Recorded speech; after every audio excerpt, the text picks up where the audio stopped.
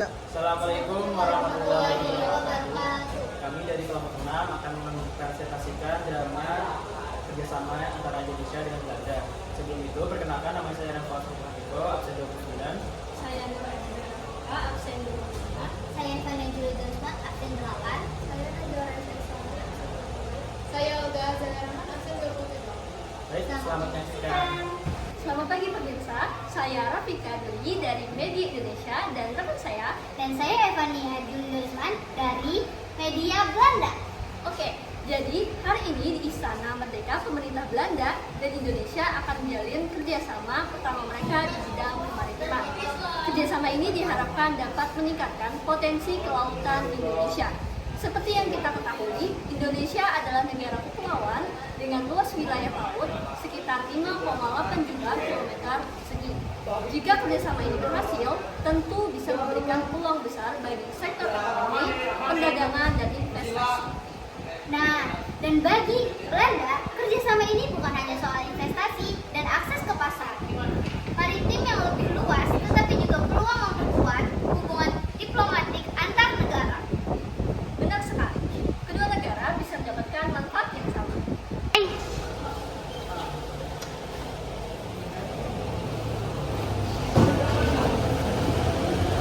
Baik, sepertinya perundingan antara Belanda dengan Indonesia akan segera dimulai. Mari kita saksikan.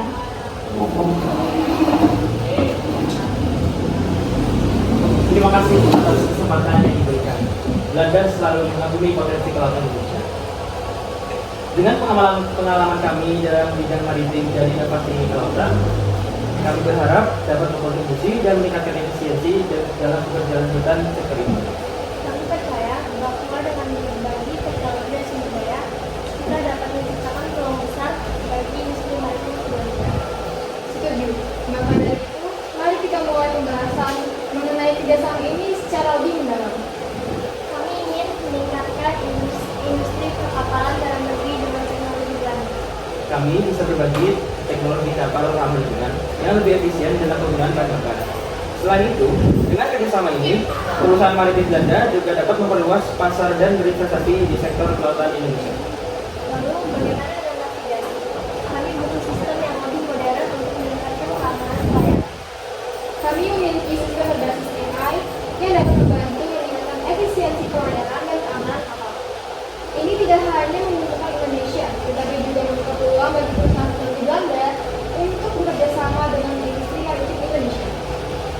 Dalam sektor perikanan, kami ingin memastikan keberlanjutan sumber daya laut agar nelayan lokal tetap bisa mendapatkan manfaat dalam jangka yang panjang. Kami bisa membantu dengan teknologi pemantauan satelit untuk mencegah illegal fishing. Dengan ini, Belanda juga bisa mengembangkan lebih banyak solusi kelautan berkelanjutan yang bisa diterapkan di negara lain.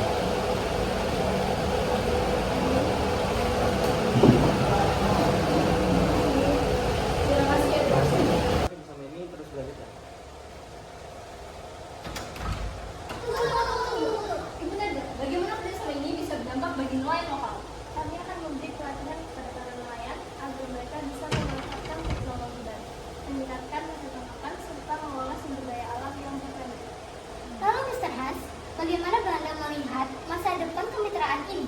Kami Indonesia menjadi mitra utama dalam pengelolaan laut ini. Dengan kerjasama ini, saya yakin bahwa kedua negara ini dapat bertukar informasi serta teknologi informasi. Selain itu, Belanda dapat memperluas sektor pasar dan sektor maritim Indonesia serta memperkuat hubungan diplomatik. Oke, terima kasih informasinya Bu Najwa dan Mr. Hans.